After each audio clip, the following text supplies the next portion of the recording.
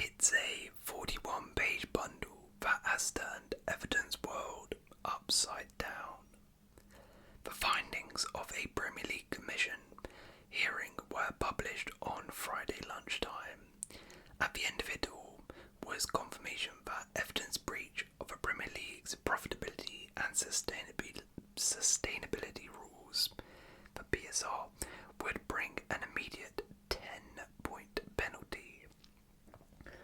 Everton will fight against a deduction that has dragged them to joint bottom of the table with 12 games of the 38 played, but a damning conclusion has seen them accused of poor judgment, financial irresponsibility and deliberately misleading the Premier League.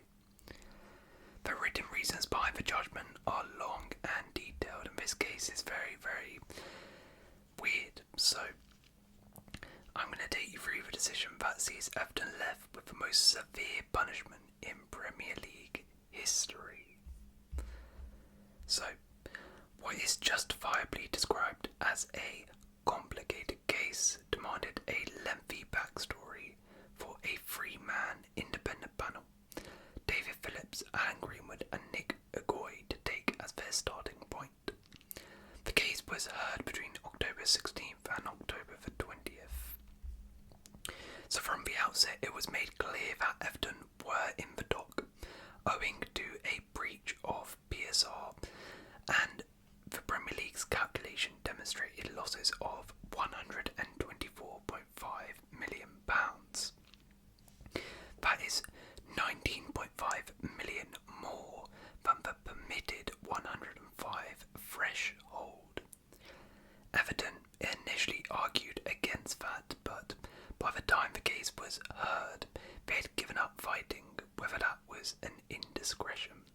They said that the breach, when calculated properly, was just 9.7 million. There is time spent outlining the purpose of PSR in the written reasons and the impact felt across football during the pandemic, before there is an introduction to Farhad Moshiri and his strategy since becoming Everton's majority shareholder. Ambitions to become one of the top teams in the Premier League ran alongside the construction of a new stadium at Bramley-Moore Dock. Everton's interim chief financial officer is said to have called that a challenging plan. Moshiri believed he could spend substantial sums in the first 3 or 4 years as owner before Everton would then have little or no need to rely on his financial support. It soon became clear that the construction of a stadium is central to Everton's defence against the charges. As far back as early 2019, they raised what they saw as an anomaly in how money spent on the stadium should be treated in PSR calculations. Accounting rules state that no expenditure on the project could be capitalised until planning permission had been agreed, something that did not come for Bramley-Moore Dock until February 2021. Everton did not think that was fair, but after talks with the Premier League in 2019, it was initially found that the stadium costs could not be excluded from the club's PSR calculation. On and on went the discourse, with Everton's then chief executive giving a presentation to the Premier League board. This outlined that £55 million spent on the stadium before planning permission had been granted and could be capitalised. A middle ground was eventually found in August 2021. Everton would be able to exclude non-capitalised stadium expenditure from its PSR calculations, but they were reminded that the 105 million threshold, one they had forecast to be breached for 2020-21, remained in place. would see Everton need to seek approval from the Premier League for all players recruited. Everton's problems, though, were deep-rooted. By early 2022, it was clear to Everton that even allowing for the concessions made in 2021, they would not meet the PSR calculation. It was said Tottenham Hotspur were among those to capitalise on Everton's worsening plight. The sale of Brazilian forward Richarlison in 2022 was agreed at 60 million rather than the 80 Everton had expected. Everton had also budgeted to finish 6th under manager Rafa Benitez in the 21-22 season, but would finish 16th with Benitez sacked. Player X, who was given anonymous status in the hearing, had been another problem for Everton. He was arrested in July 2021 and dismissed in August of that year. I'm pretty sure that's Gylfi's against him. Anyway, Everton had sought advice on suing the player for breach of contract. It was argued that they might have clawed back £10 million if successful. Audited accounts for the 2021 season were submitted to the Premier League in 2022, and by August they had submitted a slide deck titled FY22 Submission to project their figures in a different light.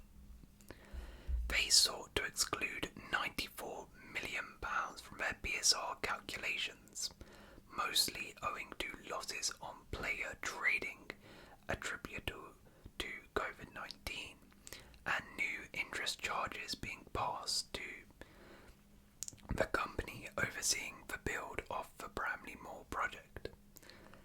The Premier League's director, however, informed Everton that provisionally the league saw it otherwise, and so to March this year, when Everton submitted their all-important accounting for 21-22 season. Everton argued their adjusted losses stood at £87.1 million for the PSR period, well under the 105 limit. The Premier League's initial calculations had the figure at 120 million and was then compelled to begin the proceedings when referring Everton to an independent commission in March. The Premier League had asked for an expedited hearing to conclude the hearing before the end of last season, only for that to be deemed unrealistic by the commission. It was at this point that the legal teams got busy producing a total of over 40,000 documents for the commission to consider. A pre-trial hearing in October saw Everton accept they had exceeded the PSR threshold for the first time, but that the breach was, in their mind, 7.9 million. The Premier League countered that by arguing the losses were 124.5 million and not the 120 first calculated. Everton had 4 areas where they initially attempted to justify the figures. The first took things back to the new stadium, where Everton argued that 14.5 million could be excluded, primarily in respect of interest incurred on company loans used to fund the Bramley Moor Stadium. They also focused on the 4% transfer levy paid by all English clubs, money collected to fund a footballer's pension scheme, with any surplus going to the professional game youth fund. Everton tried unsuccessfully to argue 7.6 million should fall into youth development expenditure and could be excluded from their PSR calculations. The Premier League said that was both unprecedented and wrong in principle.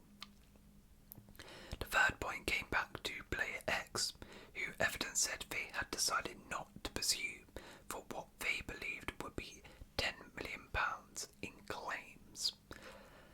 And lastly, Everton tried to claim 43.9 million should be excluded from calculations due to the impact of COVID-19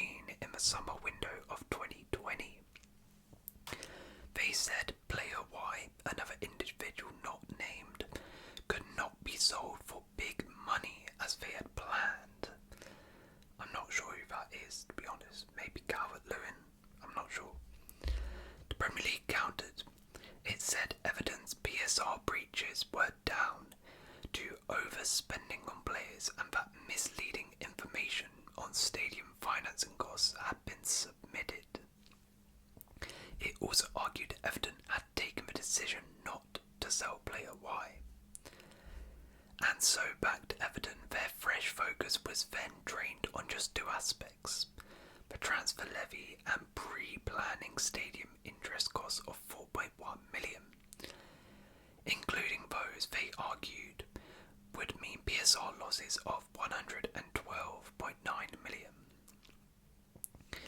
The Premier League maintained its position, saying it points to the fact that historically neither Everton nor any other club has sought to make a deduction from a PSR calculation in this way, and importantly, the Commission sided with the Premier League. The pre-planning stadium interest figures were less straightforward. Everton argued that any interest to expenditure on the stadium should be excluded from the PSR calculation. The Premier League instead stressed that pre-planning had not been incurred, although Everton argued otherwise, saying all the money had effectively gone into one large pot. Anyway, with Everton no longer contesting a breach of PSR rules, the factors put forward by both sides would be telling in shaping the extent of their penalty. The Premier League pulled no punches, saying Everton had failed to curtail spending despite repeated warnings.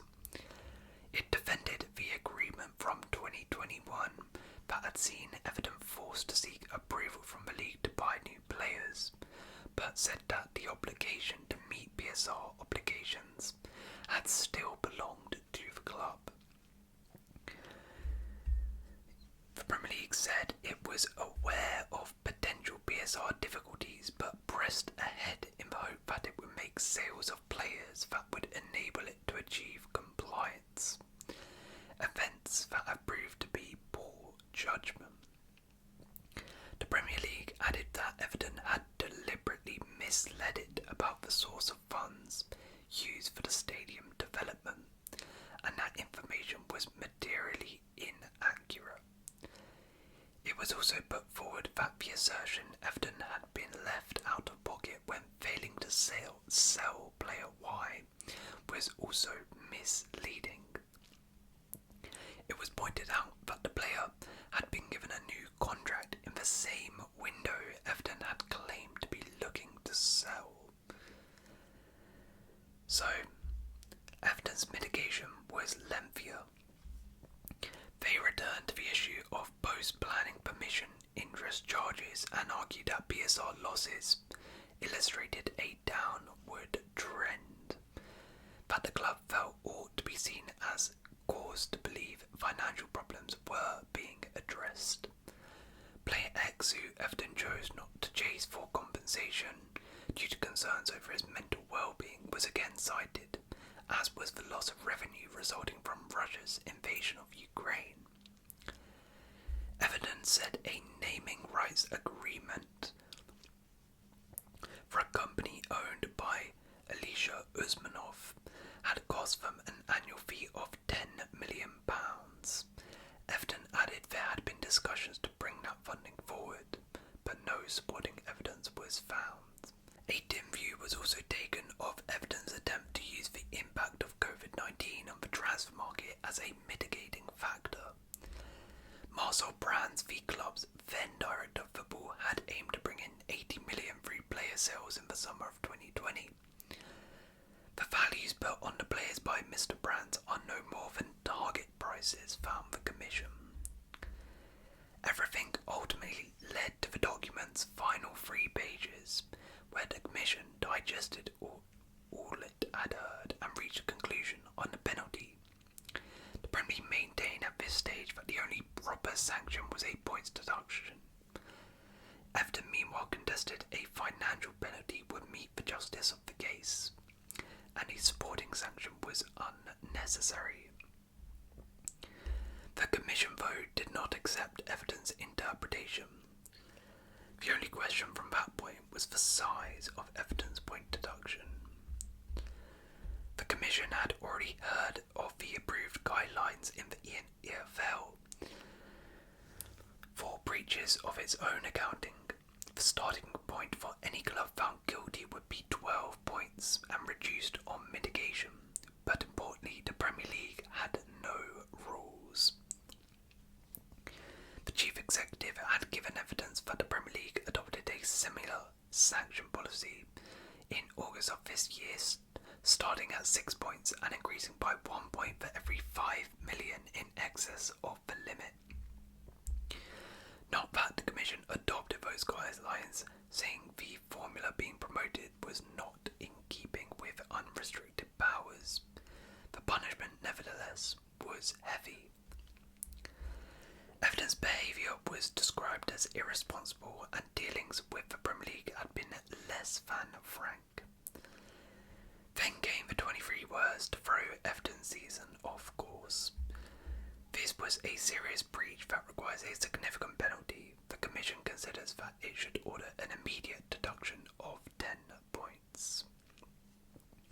So that is exactly how this decision has been made. It was a little bit complicated, but hopefully you understood it.